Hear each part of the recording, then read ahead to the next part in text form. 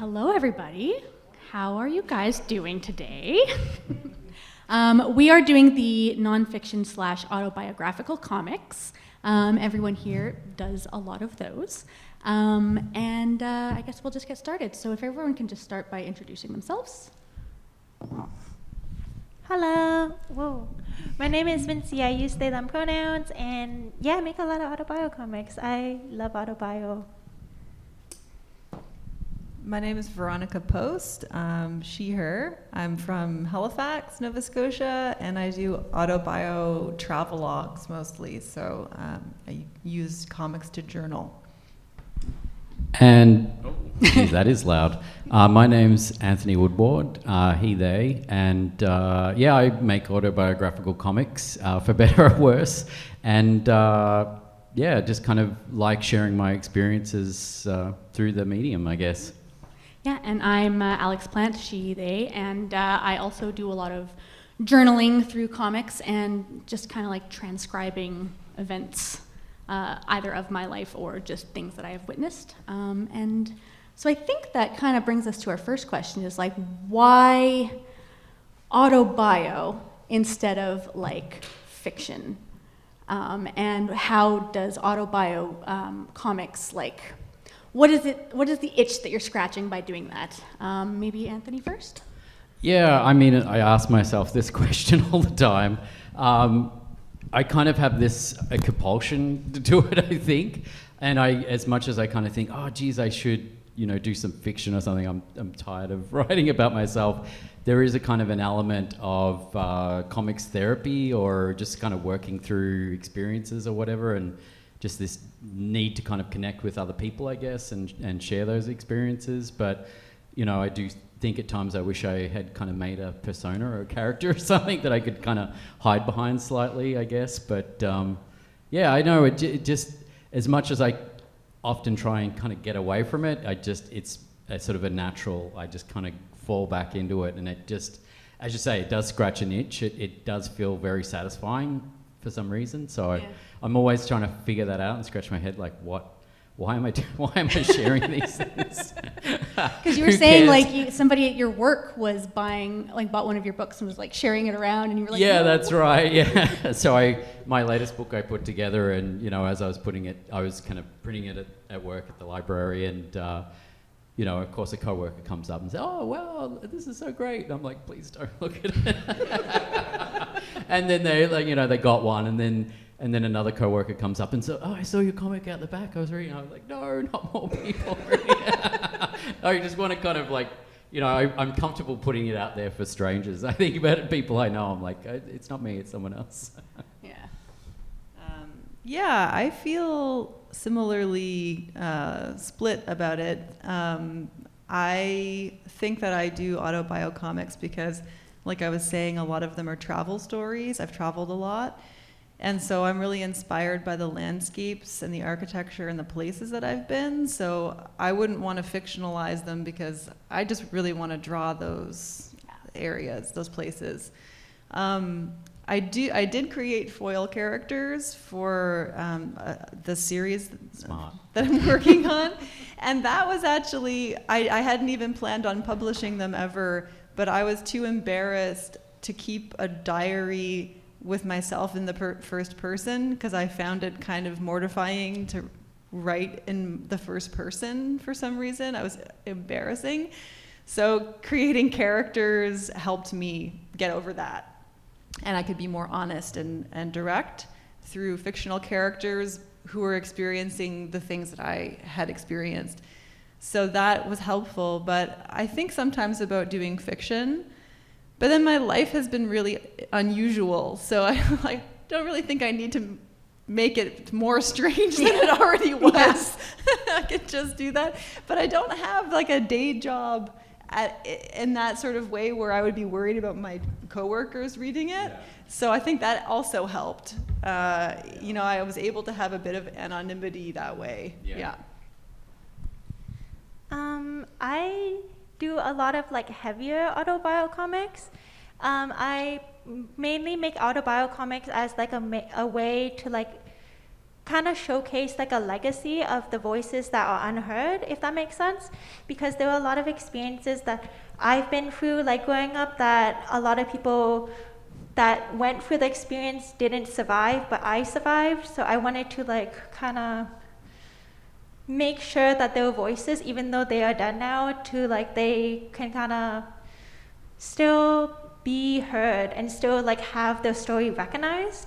I make a lot of comics about like abuse, attempted murder, stuff like that, because that's a lot of my upbringing. That was a lot of the upbringing of some people that I knew, and that's kind of, I wanted to like kind of not have those stories forgotten, and I don't want to forget it myself either as someone with memory loss.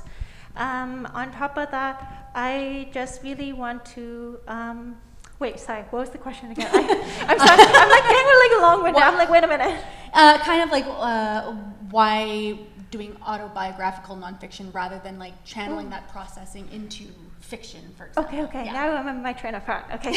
Okay, so basically, long story short, autobiographical comics literally saved my life. It was very hard living in those circumstances, and when I started speaking up about the situations I was a part of, then I started having like hope and community with other people who wanted to help me out of those situations, and having people around me not deny my experiences, but actually like solidify them and say, hey, how do we help you? Like, how do we get you out? How do we make sure you are safe?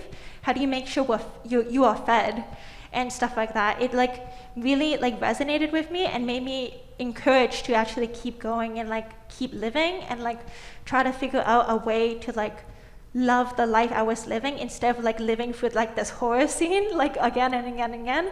So instead, I ended up reaching out to community. I ended up like escaping, and I ended up finding community, and then now I like make community through not only autobiographical comics, but I make like a lot of like workshops where I like gather a lot of survivors of abuse and kind of make sure we have a place where we exist and where we can thrive and live and love each other. Yeah.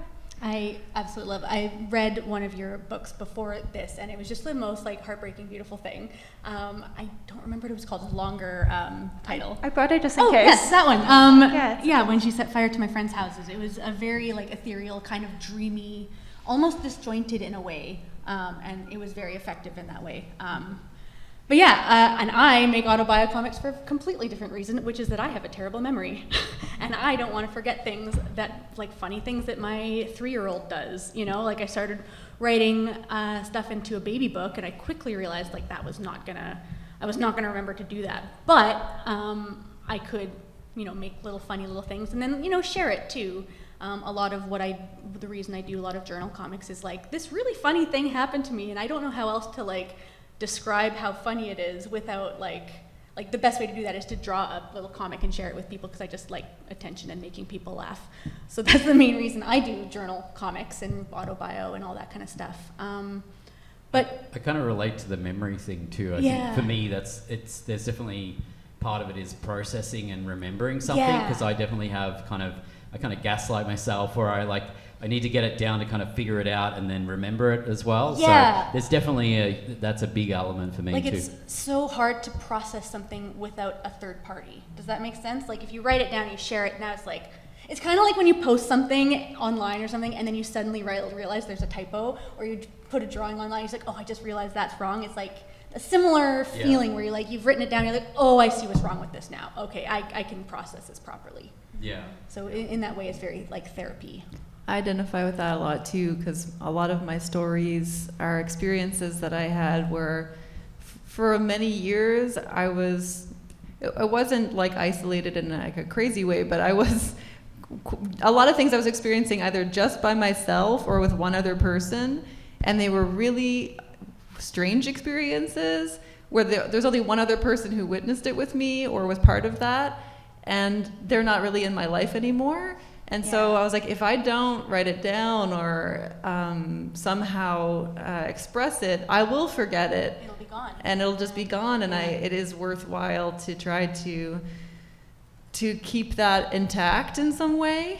And then also experiences where sort of like what you said, where it was like, it's important that this memory be shared and preserved in some way, because even like in one of my books there, I was like living in Hungary during the migrant crisis, as it was called, like in 2015, and I talked to so many people and had so many intense experiences in that time, and it was just like historically significant, and I felt like the way that the media was presenting it was not the reality of what was really going on with people. So in that sense, it felt important too. And that's not so much autobiographical, but I was telling it from my perspective as somebody experiencing it. I do think that still counts as autobiographical. Like you're still writing down something that has happened in your presence, right? Yeah. I want to touch on something you said about community, and tie that into something that I think we've all felt. The value of not making it anonymous, the value of preserving kind of your identity and making these and sharing them as a real person rather than like a faceless and anonymous name.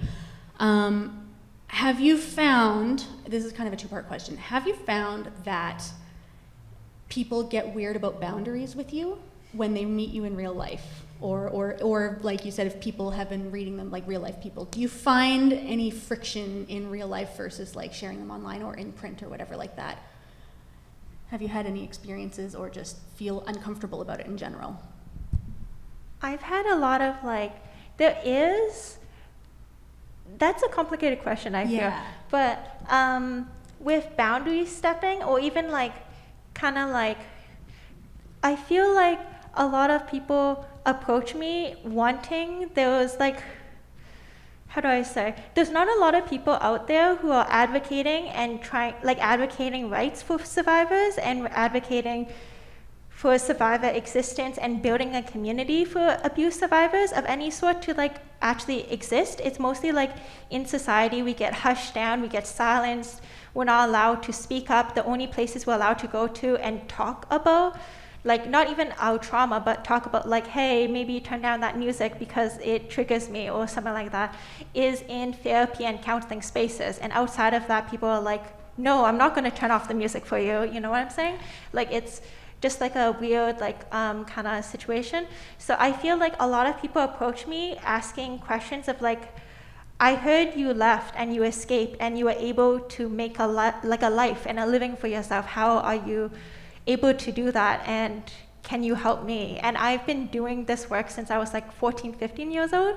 So having like, I was doing it in like different communities when I was like mostly online. When I was 14, 15, helping people out of like, helping also like teenagers with their parents were going for addiction and they were like very abusive towards them. I was trying to help other teenagers escape, how to make it, how do you feed yourself if there's no food on the table? How do you steal so you can get food for yourself? What kind of food that is not actually edible, but is like can sustain you so you can like keep living in the time being before you get actually fed with actual food? Like what items can you eat? Like so on and so forth. And over time, since I actually like started making autobio comics and like started like being like more public facing about abuse, more people have been coming up to me saying like, can you help me? Or thank you, you have already helped me through your story. So I find that it's actually really like heartwarming. It's like the opposite. It's like, there is sometimes boundary stepping, but I find that's actually more impactful, like, because I get the stories of other people and I get to acknowledge what they've been through and learn about them and know, hey, this is maybe how you can escape, because I have the experience of like, not only my experience, but I've seen so many people go through certain things that I know how to navigate those experiences. So I get to help people out. Yeah. But there is sometimes some weird boundary stepping, but it's not the majority. It's like a very, very small minority. So it's That's okay. Good, yeah. Yeah. Yeah, I mean, many years ago, I had a zine that an iteration of my current comic, I guess many years ago. It was a small zine that I photocopied up and put around like cafes around town, and I didn't put my name on it. It was anonymous, so I was more smart about it back then, I guess. But I would have people like come up to me and like wouldn't realize that it was me and like, oh my God, I know you, or I know your family, or I know what you've done, or all that sort of stuff. So that was kind of funny. But I did have some nice moments where I would hear people talk about it and they didn't know it was me. So I kind of, I liked that better. I liked the anonymous acknowledgement. Like it was like, yes, okay, they enjoyed it. And and then more recently I published a comic where I talked about a situation where I had a sort of a workplace bully, and it kind of was very cathartic to kind of get it all out and get it down on paper. And I did have people sort of come up to me and say, thank you that I had a similar situation. It was amazing how many people said, oh yeah, this person at my work or whatever. So that was kind of scary, but yeah, it can be kind of interesting that way. Yeah. I think for myself with boundaries, it's like I have had people sometimes approach me with questions, or they want to share something that my work resonated with them that did feel personal, but they don't know what my boundaries are, so I wouldn't consider it a crossing of my boundaries because we never had that conversation. They just shared with me something in my work that they connected with, where maybe they were oversharing a little bit, but that's okay. That I'm not going to tell anybody else. But sometimes, because I did create foil characters, the only boundary I ever really had to place was when people would ask me, like, well, which character are you, and did this happen to you, and which one, like, what actually happened here, and who is this? And I just have to say, like, well, I created those characters for a reason, and so you just have to respect that. And I'm happy to discuss other things, but I don't want to discuss, who had legal issues and what they were, blah blah blah, things like that. And like sometimes you do have to like. Because I'm working on an autobio nonfiction kind of. It's not entirely about me. It's about my family, and I've changed everyone's names. But like that's about the extent of what I've changed. Other than like sometimes you do have to go in and you have to change like certain timelines. Like you're maybe sacrificing accuracy for truth in a way. So that's also sometimes a difficult question to answer because sometimes those lines get blurred for story reasons. Even if it is still true, it might not be like 100% accurate. So you can't say like, oh, well, this one was me because maybe that's not always true, right? Also, I feel like memories, especially if you have memory loss, or even just with the continuation of time, memories change and they kind of like change based on who you are in the current time, because your perspective of your memory changes and warps the memory. So it's only as real and as accurate as you can be during that moment in time, unless you're actually writing it during when it actually is occurring. Yes. Then that's the most accurate, but other than that, it's like...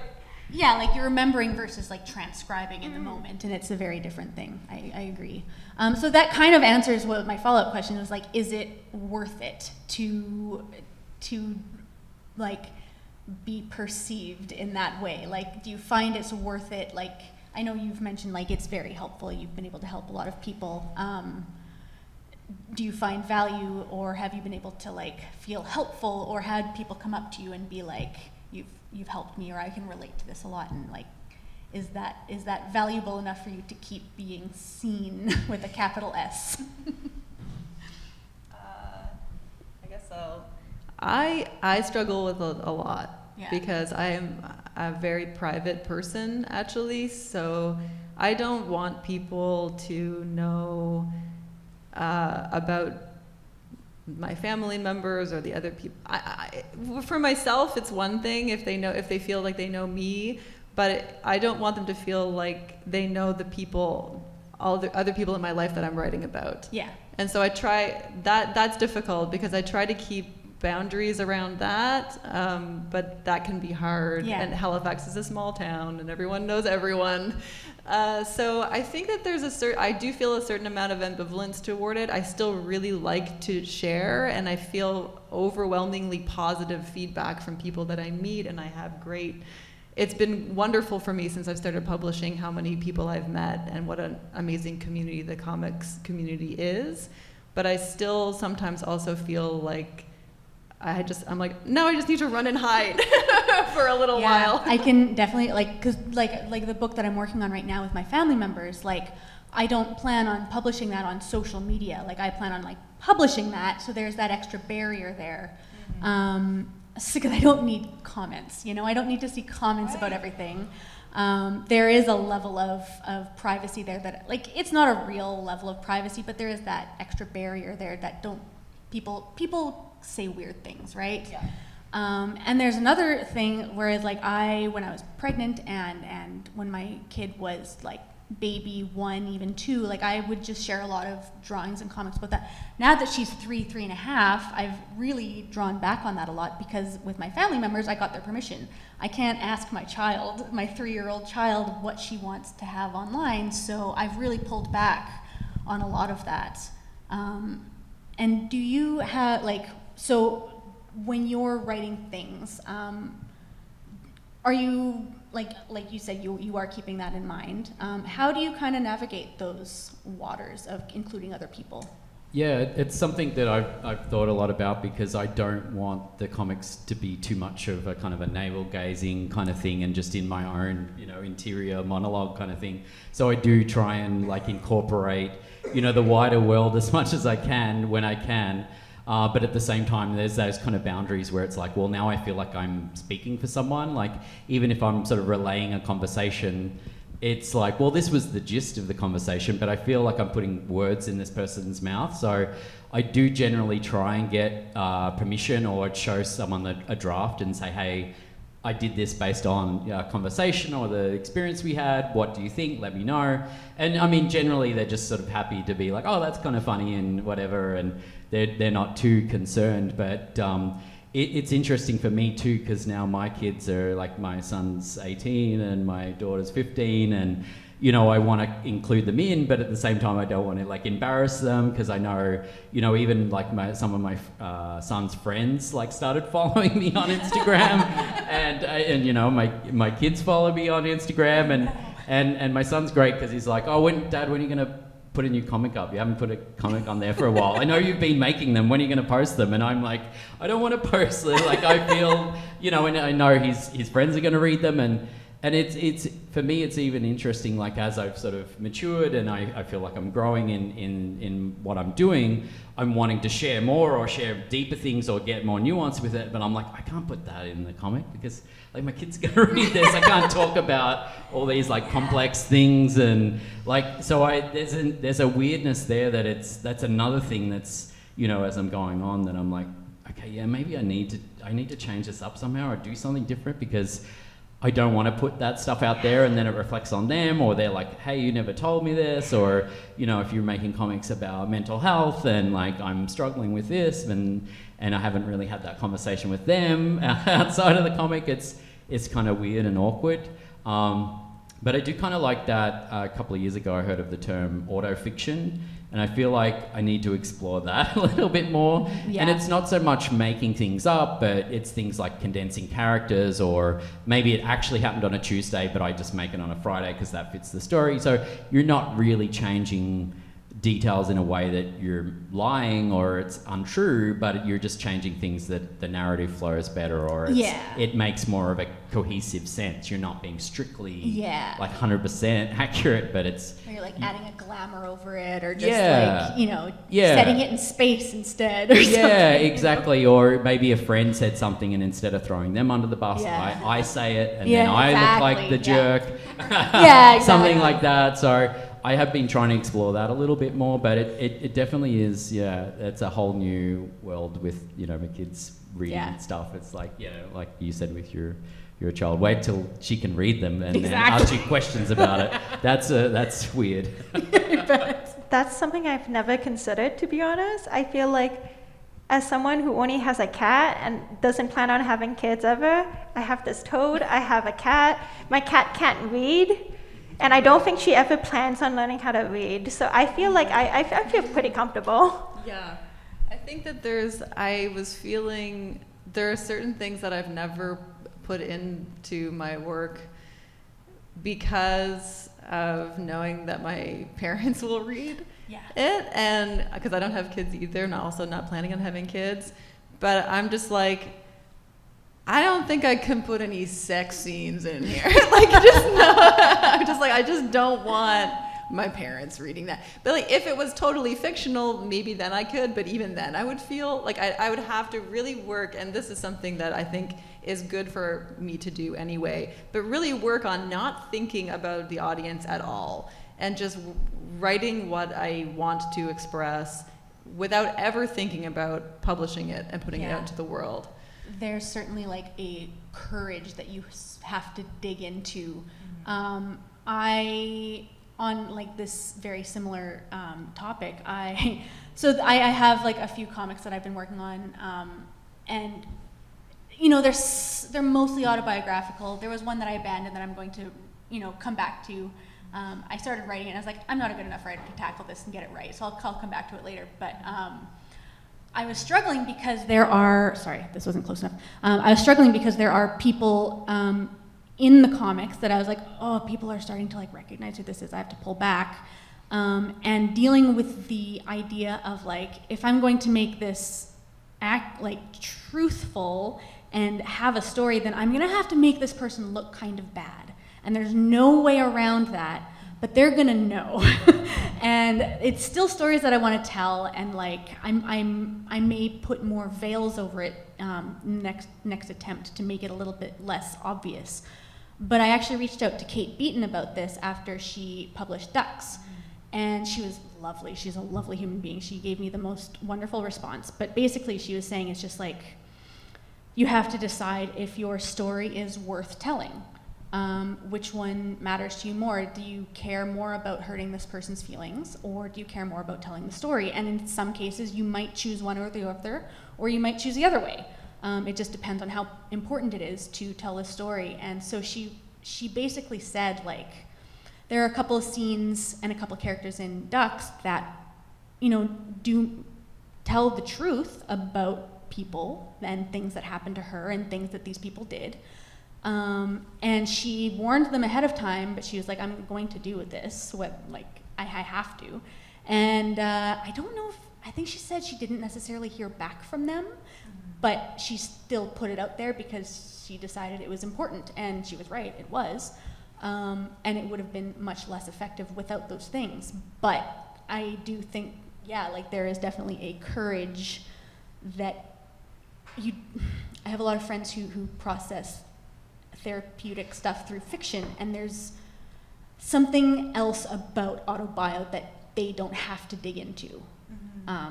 And I think that something that comes with that people who write fiction also experience, but I think it's more acute when you are doing autobios, like, what if people don't get it? You know, like, what if people don't get it? And do you have that fear? Have you had any like experiences, good or bad, in that vein? How do you deal with that? I think with any comic, no matter if it's like autobio or not, people won't get it. No, they don't. There's like always this like thing where even if you write like a fiction about like there's a vampire and there's a werewolf, will they make out? Maybe. Stay tuned. Like people won't get it necessarily, but it doesn't mean that's not worth telling. I feel that like some people who read my work, they pick it up and they're like, whoa, that's really heavy. I don't know why you're putting this out. And it doesn't really matter if they pick it up and they're like, oh, that's not for me, then it's not for them. But for the people who pick it up, it matters to them. And I've had people tell me straight up stuff like they would take my little like comic zine, they would put it on the windowsill, and they left it there for years, and they told me every single morning I wake up and I see your comic in my window, and it makes me stay alive because you're alive and I'm alive, and even if one of us passes away, we are trying our best to stay alive, and we are trying our best in this world, and that's all that really matters. And there would be other people who would take my comic, put it in their bag, leave it in their bag for over 2 years. At that point, it was 2 years. I don't know if it's been like a couple years after that, so I need to check up on them and see if it's still in their bag. But they have like an old comic of mine, they left it in their bag, and they would reread it again and again and again and again to the point that the comic was tattered. It was so gross. They told me it was stained with tears, sometimes other liquids like juice. that they would drink, and it was just so gross and old, but they loved it so much, and they still kept crying each time they read it because they felt seen. And that's like the important part. It doesn't really matter if like everybody gets it, because some people don't get it, and some people even will hate on it, but it doesn't really matter, because at the end of the day, it's your story, and it depends on someone else's impact and like how that story affects someone else. Like I've had people come back from my story and they would read it and they said to me, I don't believe in the police, but I think I want to document what happened to me, and I'm going to tell the police after all these years what happened to me, and I want to know that I can move forward and move on with my life. And that's really, like, thank you for letting me do that. Thank you. Even if they don't believe me, it doesn't matter. I just want to somehow move forward. And I've had those conversations with people, how to move forward with their lives, how to kind of have a life that they love. And that's really important. Mm-hmm. Yeah, I think that getting it, I mean, I think that for me, the thing I would feel bad about, it's not that if somebody doesn't get it. It would be like if I sat down and I only shared kind of a half-truth because I was afraid of being totally honest. Yeah. And so if I'm being as honest as I can be, and I think also something that you said is like knowing, you were like, I'm not at the stage where I can do justice to this material. I'll wait until I feel like I can really do it. But if you've really felt that you've done the most justice you can, and that you haven't hidden anything for your own comfort or somebody else's, and you really do feel like the story is important to tell, then you can let it go without worrying if everyone's going to get it. Because for sure, like you said, not everybody will, and that's okay. Yeah, I often think, comics are a kind of a niche thing. There's like, I think, a misconception that comics are a mainstream or a popular media. But, and I think, then I'm interested in what you might call independent or alternative comics. So that's another niche in the niche. And then I do autobio comics, and that's a niche of a niche of a niche. So I think, there's definitely, you've got to keep in mind that what you're doing is not for everyone, and you just hope and pray that there's someone out there that it will connect with, and they will get it. And I mean, especially when you do these kind of comic festivals, the majority of people just walk past your table, and you have to sort of grow a thick skin of like, they just give that side, not even times a sideways glance, like, they just look at it and keep walking, and you just have to go, well, it's not for them. And and then you will get that one person that'll stop and go, wow, this is great, and they'll get it, and that kind of then makes it kind of worthwhile, which is good. But yeah, I've had people, it's funny, we were saying before about do they get it or not, and I've had people go completely misunderstand a thing, but they've still, it's connected with them in a different way. So, I mean, you hear a similar thing with song lyrics. People want to know, what does this mean? But what does it mean to you? So it's a similar thing of like, well, it's open, can be open to interpretation, even though I had this one intention. If you got something else out of it, then that's sort of the beauty of art, and that's a good thing. But yeah, any artist is going to have that kind of like, nobody understands, and who's out there that's going to appreciate this, and I should just give up, and even Brad doesn't love me, he's not going to save me, so yeah, I don't know, it's at the end of the day, I do it because I enjoy it, and it scratches an itch, and I enjoy the community, and I enjoy connecting with people, even if it's just a rare moment, an occasional moment. Yeah, like I definitely think there's something, like the death of the author is hard to begin with when people start interpreting your work in a specific way that you did not intend, even more so when it's like just something that happened to you and you were trying to do something very specific with it. But like you said about not half-assing it, I think that is where I come from too. It's like the things that I am most scared of sharing are usually the things that connect the most with people in my experience. Like the things that I felt the weirdest, I'm like, oh, I feel kind of sick sharing this, but those almost universally are the most effective It is you a know. gauge. It's like Absolutely. the more Yeah. uncomfortable this makes me feel, this Yeah. is probably the more interesting it is to other people. It's like, oh, I'm really onto something. I want to throw up.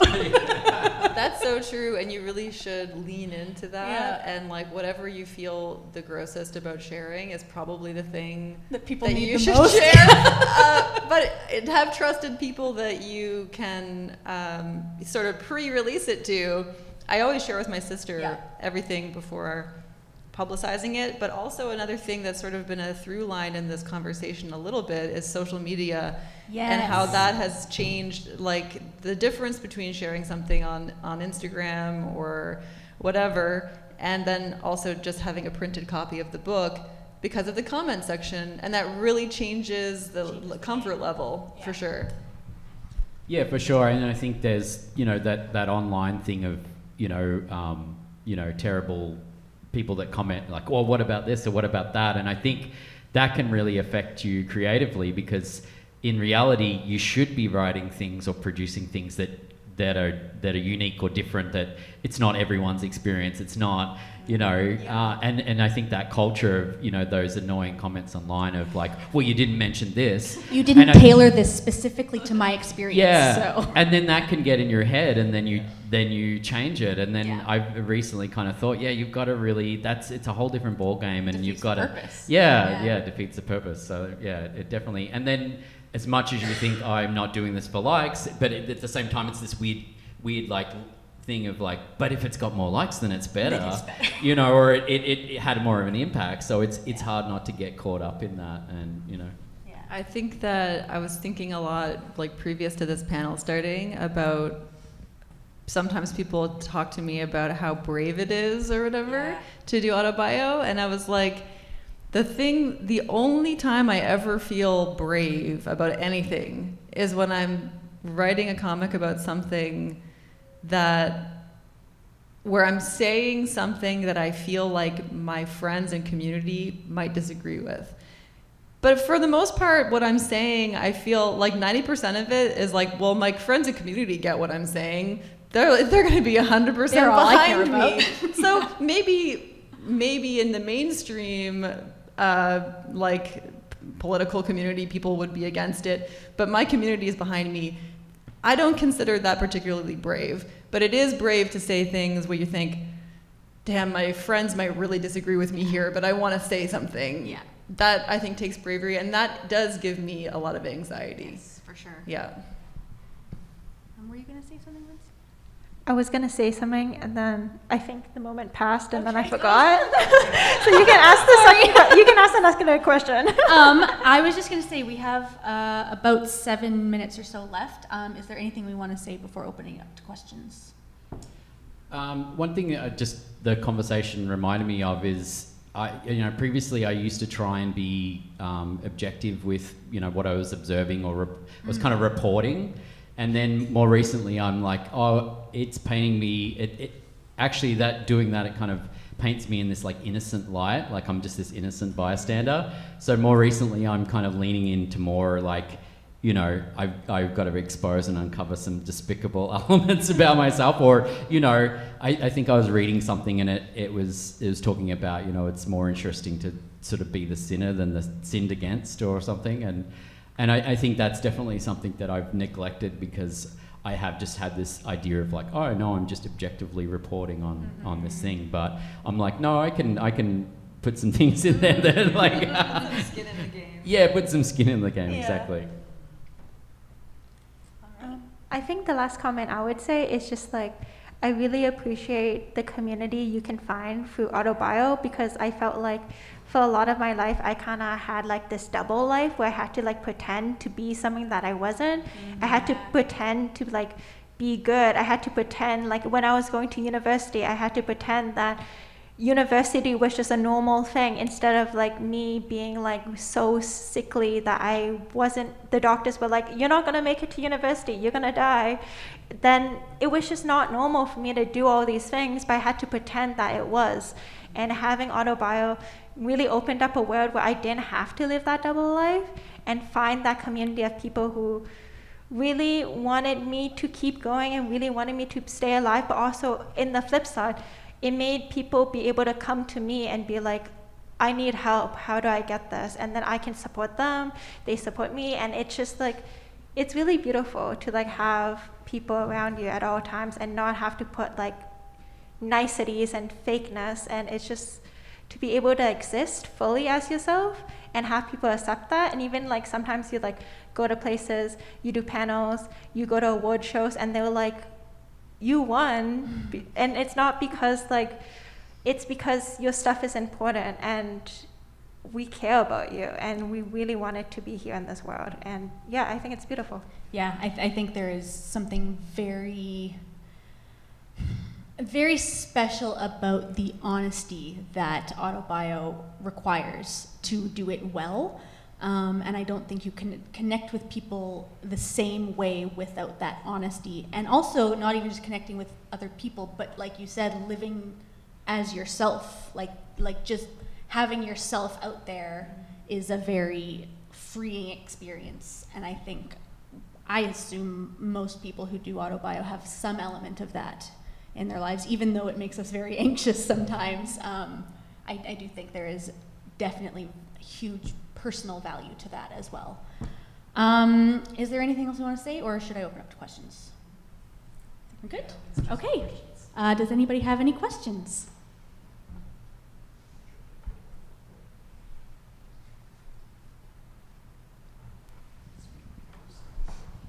How's this? Close enough? All right. So you guys kind of answered this already, but I'm just going to throw it out there anyway. Have you ever had an experience where you depicted somebody in one of your stories and you didn't quite like their depiction? And like, how did you deal with that? Do you mean like physically, like the drawing? Or just they thought that this character is me, isn't it? Yeah. Yeah. Yeah. Yeah, but I think, like for example, in some of my books, I depict like my former partner, and part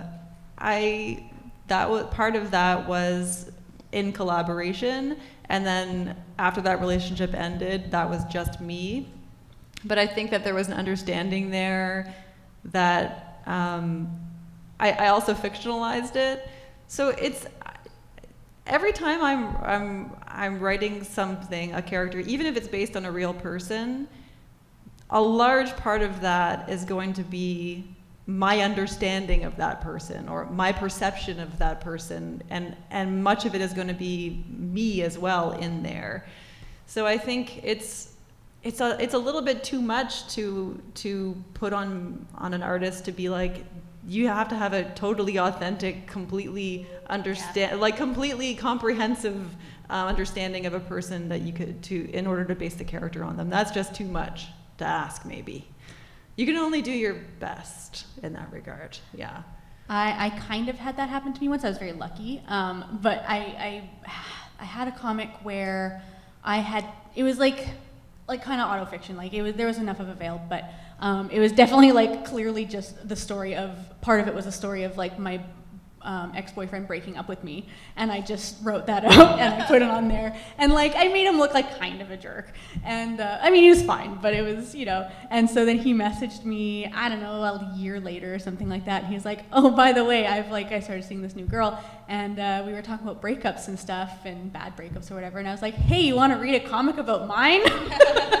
So thankfully he thought it was funny, but I was like, yeah, I never talked to him about it or anything, and I'm just glad that he thought it was funny. Yeah, I always have a kind of disclaimer with people. I say, this is not how you actually look. This is just, I need to make a representation of you that stands out from the other characters. So I kind of go for that angle. But the comic that I did make about, sort of my workplace bully, I did kind of draw us all like Muppets to a certain extent. It was like hyper stylized. And I think part of that was just wanting to sort of make the characters a little bit more abstract, I think. So, I think that people could definitely tell who they were. But that was probably the comic where I put it out there the most and really felt like I'm really putting some stuff down on paper here that, so it was quite nerve-wracking, and I really thought, I would get a response, but I haven't. It was interesting. Yeah, I made us all animals in that one, and I was like, people are still recognizing people, damn it. Mine is just like a really boring, weird answer, but it's no. I have never experienced this. Most people who read my comics, they don't hate the depiction of themselves. They just really are like, oh, which one of the friend characters is me? Oh, it's me? Yeah, that's cool. Yeah, nice. And then everybody else is just not a part of my life anymore because it was a bad time. They were bad people. And then they have never probably read my comics. They probably never will. And yeah, my answer is no. I've never experienced it, and I don't think I really will. And there's also the thing of like, well, if you didn't want to be portrayed badly in a comic, then you shouldn't have been bad to someone who makes comics. It's like, if you don't want to have a song written about you, don't date Taylor Swift. Yeah. You know? I think maybe one more question. This kind of relates, but have any of you drawn or told the story of a traumatic experience as a child, and like if your parents were still alive or caregiver, if you had to ask their permission to tell that story, and like how did you navigate that kind of dynamic? I think this is a you. Okay, so a lot of my book is about my family and how, and the different dynamics of like abuse, attempted murder, stuff like that, within my family, especially in terms of kind of ableism, because I grew up disabled, I'm still disabled, and I didn't ask for their permission. I escaped and I left them. I ran away from home when I was pretty young, and I feel like I don't need their permission to tell my own story, because it's not necessarily something that is about them. I don't say their names. I don't really draw them as who they are. I just draw them as like, this is a father figure, this is a mother figure, but they don't really need to be presented in, this is the exact person, but this is my story. It's not their story, it's my story to tell. And I want people to have hope from it, instead of being like, hey, this traumatic thing happened and I have to go back to the person who abused me or tried to murder me, and I have to kind of like ask for their permission, because it's not about their permission to say, is it okay for me to tell my story? That's not it. I just feel like at the end of the day, you should just do what feels honest and good for you. And it doesn't necessarily mean that you have to share your own story. You can be private about it, you can share amongst friends, you can just write it or draw it for yourself, but it necessarily, do what feels good for you. You don't have to go back to an abuser, you don't have to go back to that traumatic event, ever. Yeah. Yeah, I'm writing a story. It's not about me. Like, again, it's the graphic novel I'm working on about my family. It's the setting is my grandfather's funeral a few years ago, and it was this really bonkers funeral. Like, we had like my family is we have a lot of Indigenous people in my family, and so there's the shell of the story is my grandfather's funeral, where, you know, he requested that we have like a full Irish wake for him. So he was in the corner, posed like a cowboy in this like pine box, and we're all like taking shots and drinking beer and like singing songs around his corpse. And the whole weekend was just ridiculous. So it's a very funny story surrounding death in this way, but the story itself is about kind of how everyone, my family is very mixed, very complicated, and everybody had a very, very different experience at that funeral because of their the various relationships that they had to my grandfather, who was a very, very charming, funny man, who was also very complicated and did a lot of very bad things. So when I started writing this book, I was like, oh, I'm just gonna be like this fun story about this weird funeral I went to, and then I started asking questions. I was like, oh, hey, like, just ask my cousin, like, oh, was your sister there, or was your brother? I can't remember, like, and they were like, oh no, because this and this happened, and I just found out about it. And I was like, oh my God, now I have to talk to everybody, you know. So it ended up like doubling the length of the book, but I couldn't talk to my grandfather about it because he died, and also I don't know if I would have, because it's not really his story. It's about the people that these things happened to, and how, you know, the story itself, the root of the story is you know, generational trauma from residential schools. So if he was alive, I still may have spoken to him, but I don't know if, well, I mean, I would have just waited for him to die to tell the story, let's be honest. But, you know, I didn't talk to his partner. I haven't talked to that side of the family at all, because it's not their story it's not their story. So I agree with you. I don't think it necessarily matters when you're telling the stories of people who survived bad things. Like, that's their story, and I don't think you need permission to tell those stories. I think, is there anything else we wanted to say before we wrap this bad boy up? Well, I was just going to add to that personally. I you know, there are definitely some stories that I'd love to do, and partly it's that, you know, especially with parents and childhood and things like that, and part of it is not wanting to go there, and the other part of it is what you were saying before about not feeling like you have the skill to do it properly. And I feel like there is some really juicy stuff there that I could get into, but it, you know, you would have to throw some people under the bus, and to a certain extent, I kind of have in the back of my mind, well, when maybe if they pass, or you know, maybe I could tackle it or not, but you know, I think that there's definitely some things there that I would like to get into, but I think that's the thing that I've found the hardest, is probably that family stuff. There's that sure. line of like, what is me telling something important and what is me just mining my life for content? You know, like I found this when I worked in radio as well. It's like, which ones of these stories are worth telling, and which ones are me just looking for attention? Yeah, and I think that's part of like doing it properly for the right reason. Yeah. And it's like, there's something there and it's really juicy and I could get into it, but I want to do it properly and for the right reason and in the right context. Yeah. So, Is it worth the fallout? yeah. Yeah. I kind of disagree with that. I feel like there's not really, you don't need the right time or the right reason, because like sometimes you just need to get it out. You just need to say your story. I feel like when I first wrote my first autobio comic, it was just because I needed someone to talk to. I needed to say it because I couldn't keep it a secret anymore. And then it was, I guess in a way, for attention, but then it spiraled into, I'm doing this because there needs to be a legacy for this. And I think both of them can be correct. Even if you're saying it for attention, it doesn't necessarily mean that that's a bad thing either. No, but I in think that it's case, like, it would have been very much worth it for you. Yeah. So that's no, the thing is like, is it worth the fallout? Yes, absolutely. Yeah, totally. Yeah. I just feel like, I don't know. No, I just you're wanna right. Say that I nuanced. Yeah. Yeah. Is that everything we got? Yeah. I think I feel compelled to say things, but that's a huge subject. I know there's like, I that's can't like start digging into that now. Yeah. Okay, well, I mean, we've gone a little over time, but you know, it's worth it. Thank you guys for coming, and thank you for your great questions, and thank you so much to everybody who came and spoke on the panel. It was so lovely chatting with you guys. Thank you. Thank you so much.